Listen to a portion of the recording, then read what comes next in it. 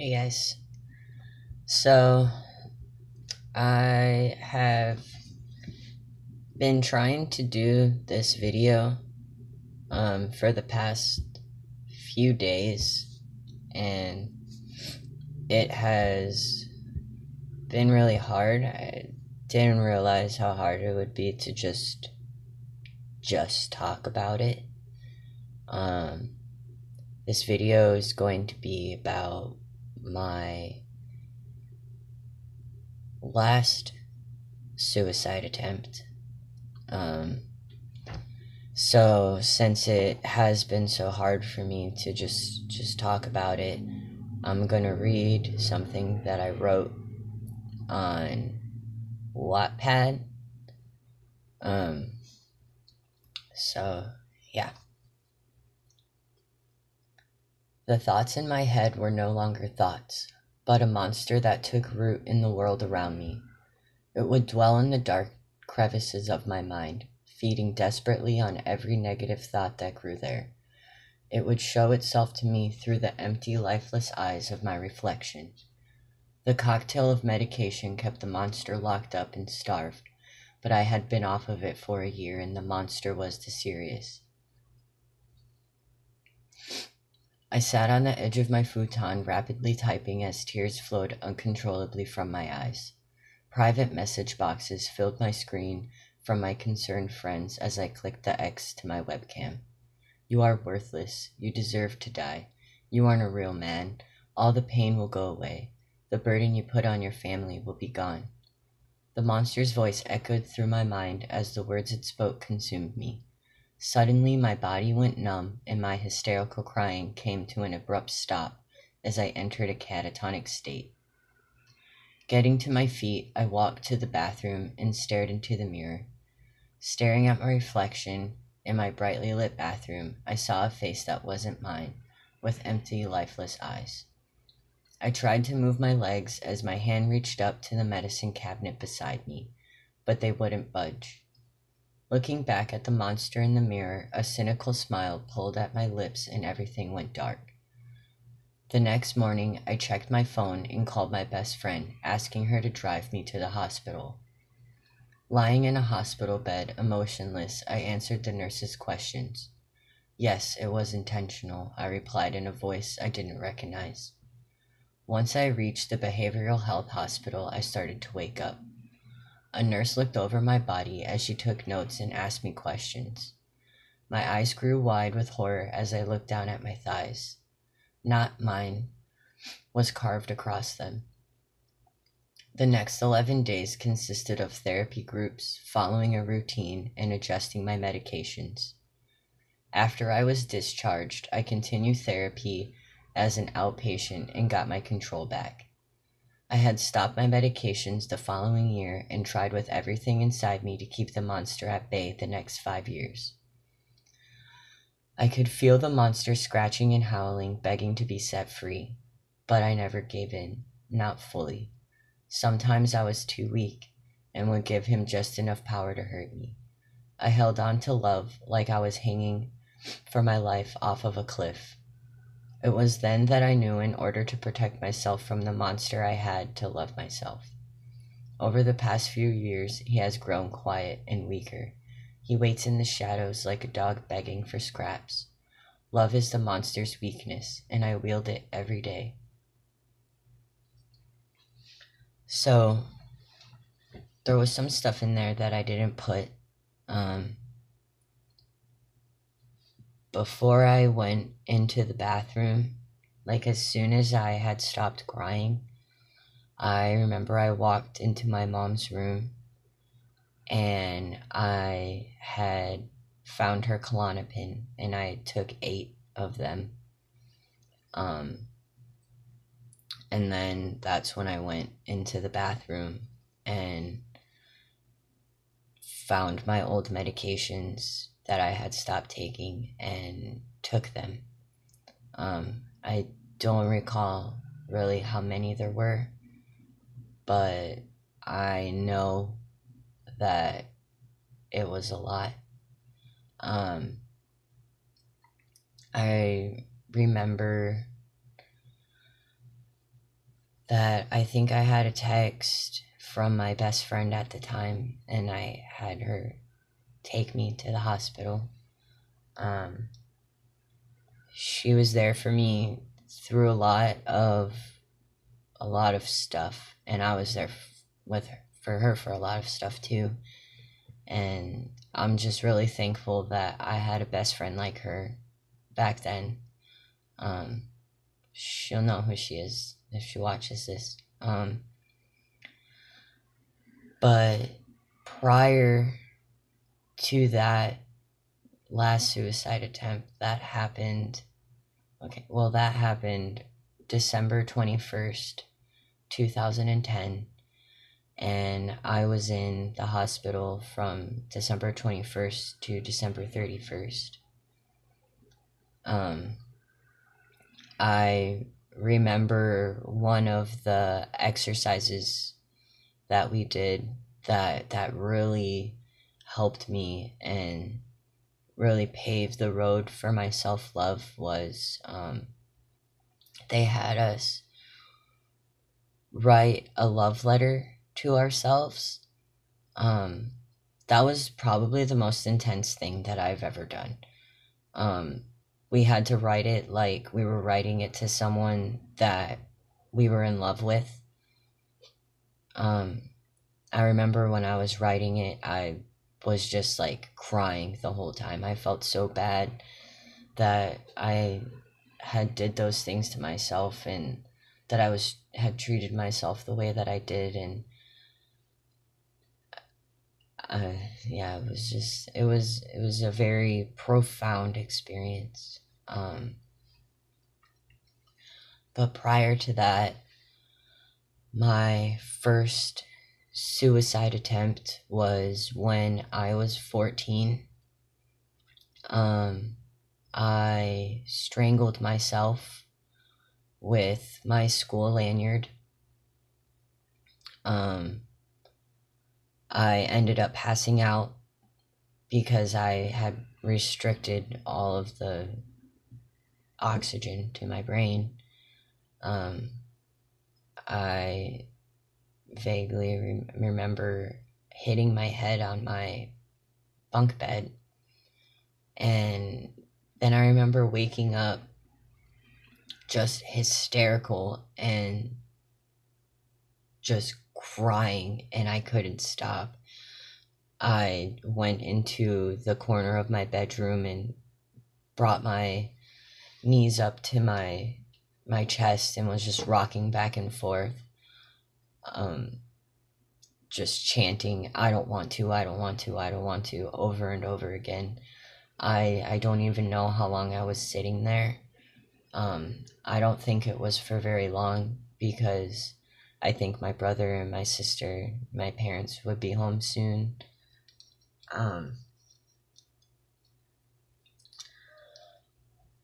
After that, I was so scared that I would actually kill myself that I started hurting myself physically instead. I would cut myself following years. I didn't do it a lot, but when I would do it, I guess the only word that I can really say is I guess I would disassociate from myself, and I wouldn't do like numerous cuts, but I would just really go at like whatever I was doing. I remember one in particular, I still have the scar. I think I was 15 or 16. It was at least an inch deep, and I had to super glue it shut. I told my mom that I had caught my arm on a dumpster or something, cut me a nail, Um, and she believed me because I was very clumsy to begin with, so I was always getting hurt, so I would just blame anything on that. Um, but it just got worse and worse, and it got to the point to where I would physically beat myself. I would punch myself in the face. I would smash my face up against walls. I remember I used a umbrella handle to just beat myself in the face. It was mostly around here.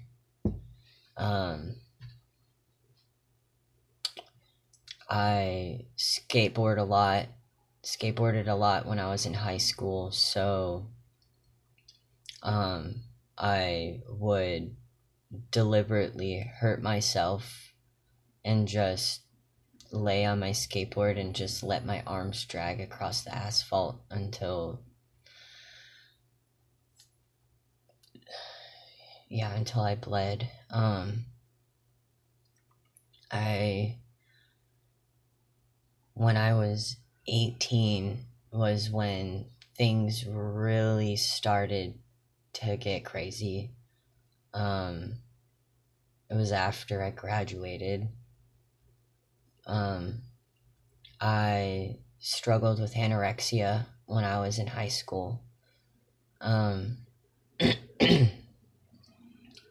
It got to the point to where instead of starving myself, I would just throw up after I ate.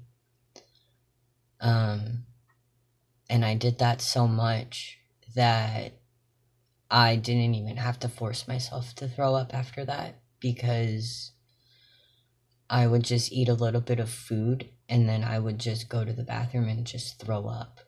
I couldn't keep anything down. I went to a doctor and they told me that half of my stomach was paralyzed. And I was actually supposed to have surgery. But when I went to college to pursue massage, I learned a lot of different meditations. This is when I was 20. Learned a lot of different meditations. I learned a lot about energy and just everything, and those 2 years saved my life. Like, I didn't need surgery. My body fixed itself. But shortly after I graduated high school, I remember that for a month straight, I attempted suicide every single day. Every night, I tried to overdose on sorry. I tried to overdose on sleeping medication because I wanted to die in my sleep. One thing that I remember is one night I had taken like 10 NyQuils and just laid on the couch with my mom, and I put my head on her lap and I told her that I loved her and fell asleep. And I remember every morning that I would wake up, I would just be mad and upset and discouraged and that I was still alive. And it got so bad that I sat my mom down and I told her that I didn't want to be alive, that I had been trying to kill myself every night, and that I needed help and that I wanted help. So she did that for me, and I love her so much.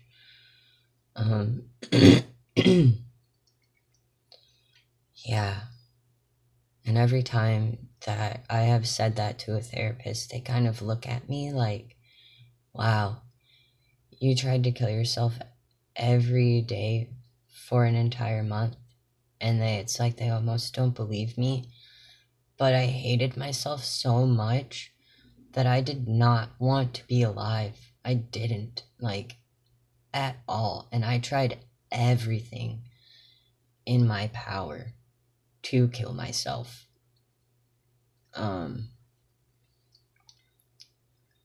And it just,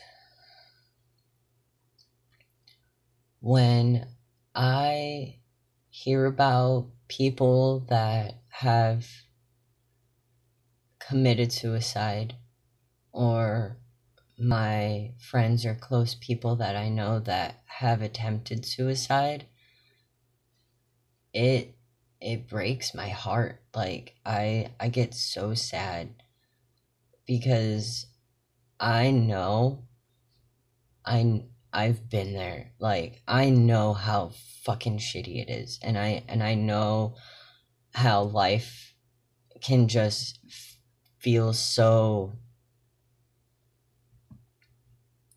just that you don't want to be here. And it makes me so sad because, like, when I think of people like hurting that much that they want to die, that it tears me up, because I've been there. Like, I know how horrible that feels, and I don't want people to feel like that, because it is a shitty feeling, like, and it consumes you, and the things that your mind tells you, and that just the shit that it says, it's not true. Like, you are not worthless. You do deserve to live. You deserve love. You deserve all of those things that you want. You deserve them. And I just,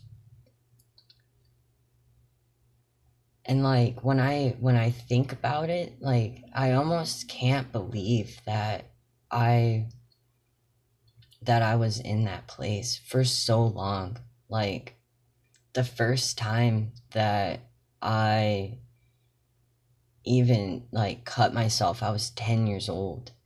And like, when I think back on it, I know now that all of those things that I felt were not true at all. Like, the feeling worthless and good for nothing, and that I wouldn't amount to shit, and all of that was not true. That was told to me. Those things were not from me. That was stuff that was told to me at a young age, that I believed up until for like years. And I don't want you guys to feel like that. I don't. And if you do feel like that, like, I love you. Just point blank. Like, I love you. And I don't want you to die. The people close to you don't want you to. Like, and even when it feels like life is not getting any better at all, like, I just want you to keep fighting. Even if you have to crawl. Like, I want you to be here. I may not know many of you personally, but I want you here. And I want you to experience life. And I want you to experience life after this. Like, this is just a phase in your life that I hope, that you can overcome, because things do get better. They really do. And it's not going to seem like they do now, because if you are in a place that is like super dark, then, I know it's hard to get out of it. And I say this all the time, and I feel like it's kind of annoying to some people, but love yourself. Please love yourself. You literally are all that you have. And this right here, this is not gonna last forever. It's not. The body that you're in is not. What's inside of you is who you truly are. What's inside, what's in your heart, all the love that you have, like that is true. And I just, with sharing this with you, my phone is dying. With sharing this with you, I just want you guys to know that you're loved and people do care, and I love you.